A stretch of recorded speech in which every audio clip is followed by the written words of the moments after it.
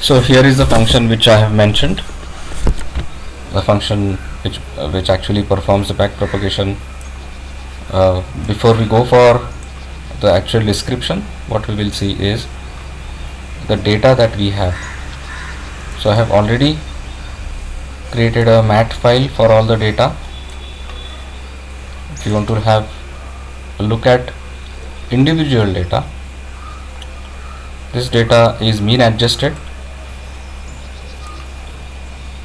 and of course it has to have a classification output, like that is, I mean, the ground truth that whether it belongs to which category over here. So this is already extracted, feature extracted data.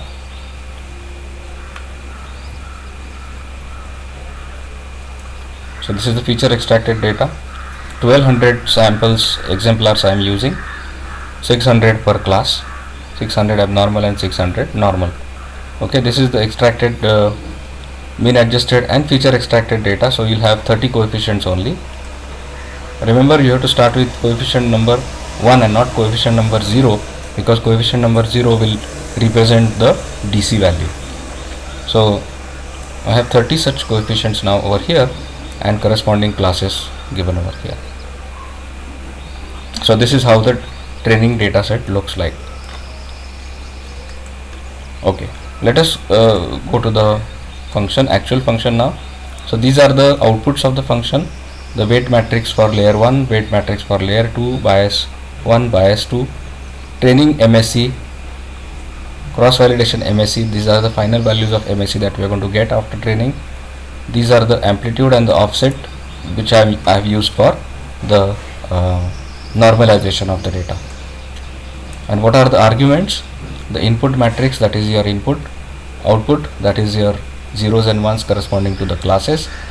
How much partition I want to have in training and cross validation.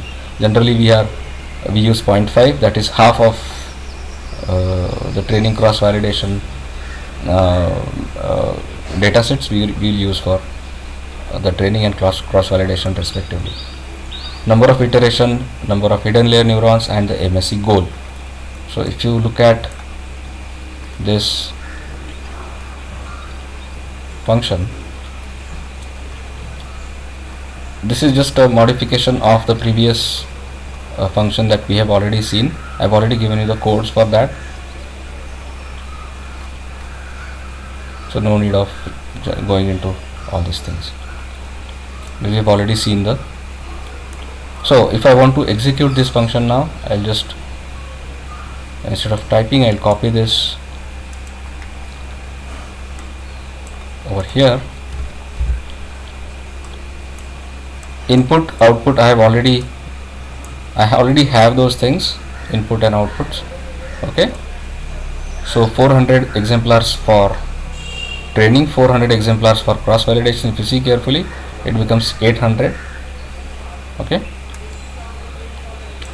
fine. So training cross validation, I just have to make sure that it is 0.5, that is half of the sets I'm using. Learning rate can be 0.01. Number of iterations is, let us say, 1000. Number of hidden layer neurons is, let us say, 6. We'll start with 6 and see what happens. MSE goal is 0.01. Now if I run this, we'll see that the network has converged, is converging now, and finally it has converged within a few iterations only. Okay, so these are the weights and the biases that I am getting. The final MSE that I am getting is 0.009, where I am actually stopping this training. Now I want to test it. The output of the test function will be a confusion matrix, average, accuracy, and the overall accuracy. Okay, accuracies of the each classes. Again, these are the test inputs. TIP means test inputs, TOP means test outputs. This is another disjoint set which was not used for training. Okay, the previous values of weights and biases, amplitudes and offsets. So if I run this,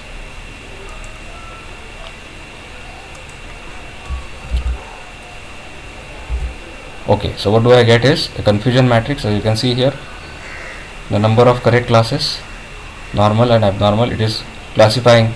So ideally it should be 200, 0, 0, 200. Okay, but my classifier is not ideal, so I am getting these values of confusion matrix. Okay, but if you see carefully, that the average accuracy turns out to be 99.25 and accuracy per class happens to be 99.5 and 99. These are for normal and abnormal bits. So we can say with confidence that the classifier is capable of classifying the two classes quite accurately. Okay, so this is basically how you can use the artificial neural networks or the MLP with backpropagation for classification of the real world data. We'll switch back to the next case study. So if you look at this function again, just have a look at it.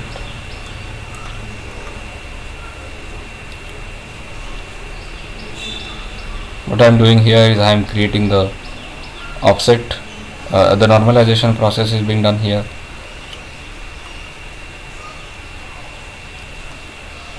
I am starting with random values of weights and the biases.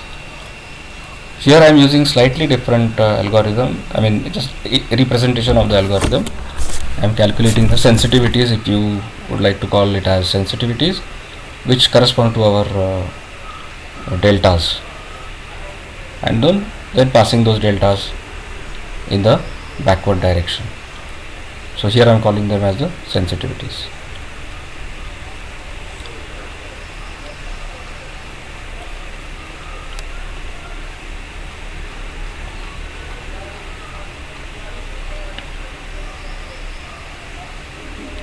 So if you would like to look at the actual data,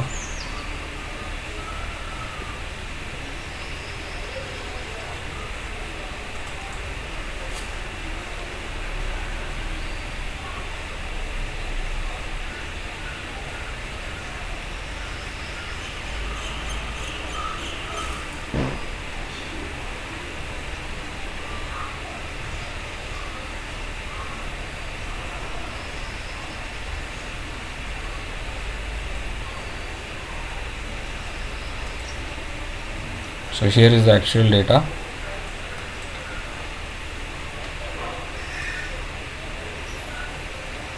Again, as I said,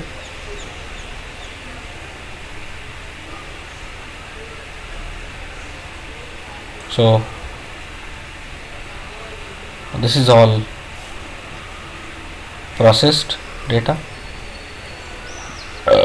Sorry.